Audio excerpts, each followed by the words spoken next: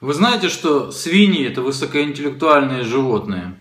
На самом деле я хотел обозвать свиньями тех псевдожурналистов, которые в очередной раз сегодня в своих статьях назвали меня пророссийским журналистом, но я боюсь оскорбить свиней. То есть вот эти вот недоделанные постоянно оскорбляют меня тем, что причисляют либо к сепаратистам, либо еще к террористам. Террористический журналист, я и такое читал.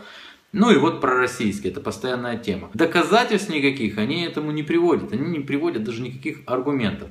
А я сейчас вам покажу, кто такие пророссийские журналисты. Пророссийские журналисты — это те, которые посвящают 80% эфирного времени проблемам не своей страны, а проблемам соседа. Они рассказывают про Путина, они рассказывают про Кремль, как будто бы украинцу лучше станет жить, если он узнает про Кремль или узнает про Путина.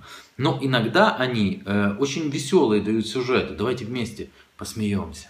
Канал 24, Вести Кремля. Ну что, Вести Грушевського это как бы не для нас. Смотрим. Переконайтесь, що над вами не висить багатотонна плита, а ноги міцно стоять на землі. Розмістіть телефон навпроти обличчя, попередньо перевіривши, чи нема на відстані метра оголених проводів, вуликів бджіл-убивць та хижих тварин. Витягніть губи трубочкою, немов вимовляєте «Путін» та натисніть на кнопку зйомки.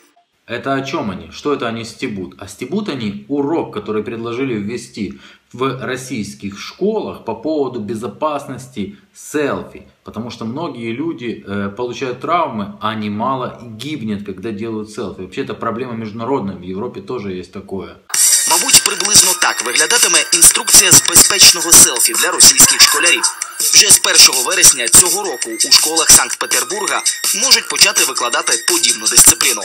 А как смешно, вы тоже посмеялись. Это июньский выпуск Вести Кремля, посмотрите, им заняться нечем. Ха-ха-ха. А теперь открываем тот же сайт, только 2 дня назад. И вот позавчера студент погиб из-за экстремального селфи. Тот же сайт того же 24 канала. Наверное, московский студент, да? Или самарский. Под Киевом на территории железнодорожной станции от удара электрическим током погиб 18-летний студент. Пытался сфотографироваться на крыше вагона-цистерны.